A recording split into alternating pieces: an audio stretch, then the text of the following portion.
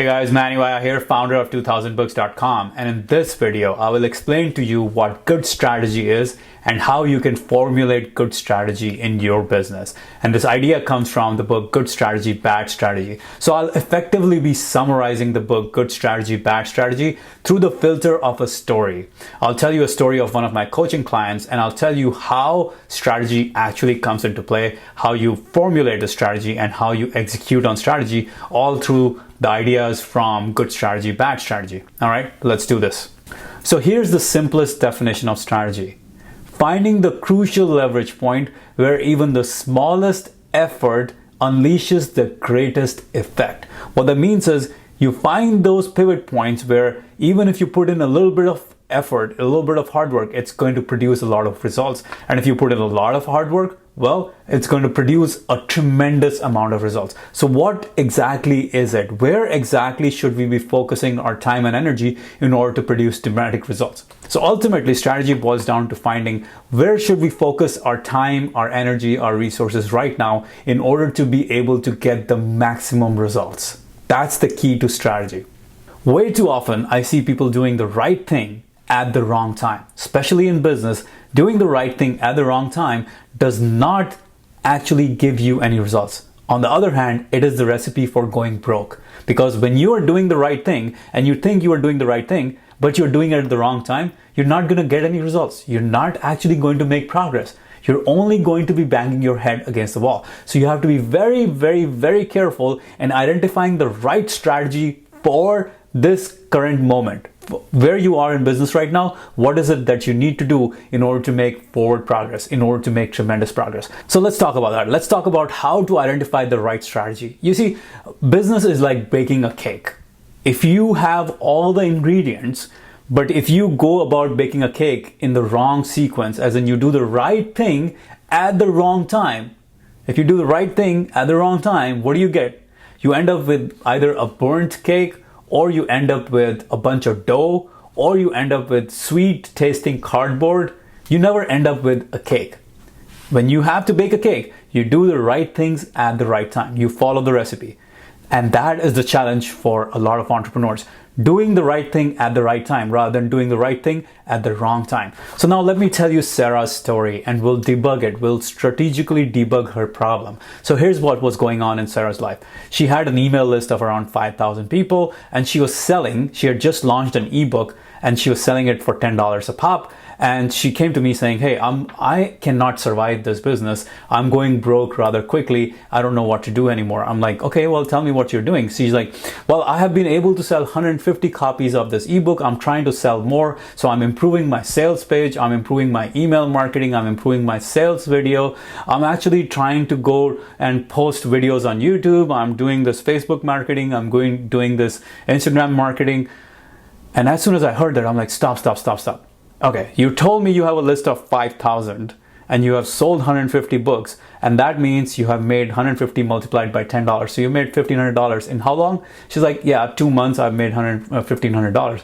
I'm like, yeah, that's very dangerous. Now let's debug the problem. In Sarah's mind, the problem is that she isn't able to promote and sell this book well enough. So that's why she's working on all this marketing, right? Improving her sales page, improving her email marketing, improving her sales video, trying to go out to different channels to promote. In her mind, the diagnosis of this problem is that her marketing is not working. So in strategy, as identified in the book Good Strategy, Bad Strategy, there are 3 key components of strategy.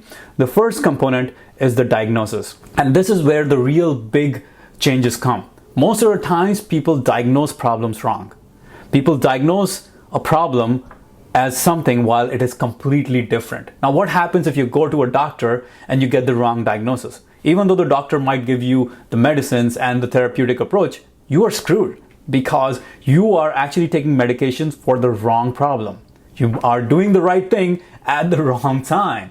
All right. So the 3 keys to strategy, as explained in the book Good Strategy, Bad Strategy, first is diagnosis, as in diagnose the problem correctly. The second is to now find out the therapeutic approach. Once you know the problem, what is the approach to solving this problem? If the doctor knows you have some high cholesterol issues, is the doctor going to suggest that you cut down on your diet and do more exercise and all those things? That's a therapeutic approach, by the way, right? And the third step in this process, once you diagnose the problem, once you identify the therapeutic approach, the third step is specific next steps, right? So let's say someone has cholesterol problem. The doctor diagnoses it as cholesterol problem. The doctor suggests the therapeutic approach, which is, hey, cut down on all this fat and sugary stuff, work out more, go for nature walks, all that stuff. And the next step, well, every day you're going to be doing exercise for an hour, and you're going to be eating XYZ meals every single day. So that is the complete strategy in a nutshell. Identifying the diagnosis, finding the therapeutic approach, and then having step-by-step next steps. So in case of Sarah, her diagnosis was that her marketing is not working. She needs to do more marketing. What was her therapeutic approach? Let's do more marketing. Let's fix the sales page, and let's go out and get the word out. And her next steps were all over the place. She was doing all sorts of things to make this all work. But the problem with the business is not that her marketing is not working. Her marketing is doing just fine, because let's look at the numbers. She has an email list of 5,000 people, out of which 150 people have bought the product. What does this tell me? The numbers are on point, because if 3% of her audience has bought, that's a pretty decent conversion in marketing space. Now, when you're starting entrepreneur, you may not even know that that's a decent conversion. You're just banging your head against the wall thinking, what's wrong? Why aren't people buying? Why am I not rich yet? Right?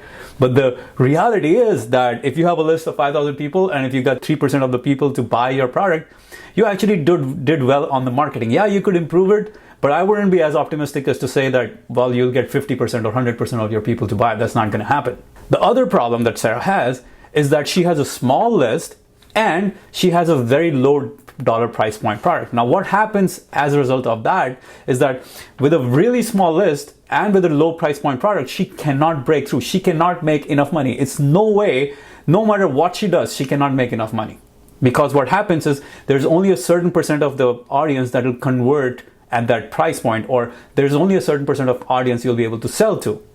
And when you have a really low price point, there's only so many sales you'll make. Even if she makes 10% of her audience, she gets 10% of her audience to buy, which is 500 people buying a $10 ebook, it's only $5,000. There isn't really much money to be had. So the diagnosis here is twofold. Well, you've got a problem of the product being really low priced. Really low priced product is sinking your business. It's not your marketing, it's your low priced product that's sinking your business right now. Now, what's the therapeutic approach?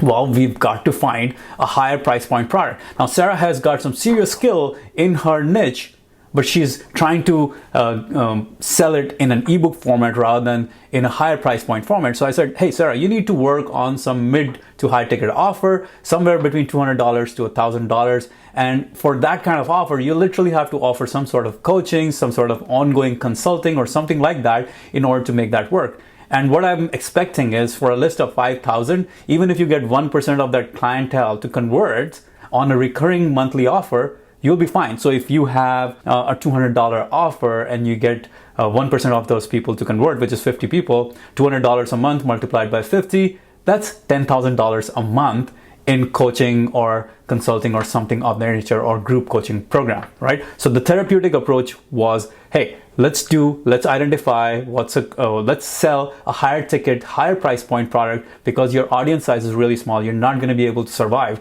with a low ticket price point product, right? Once we identify the therapeutic approach, what's the next step? Well, what are the specific next actions? So this is what I told Sarah.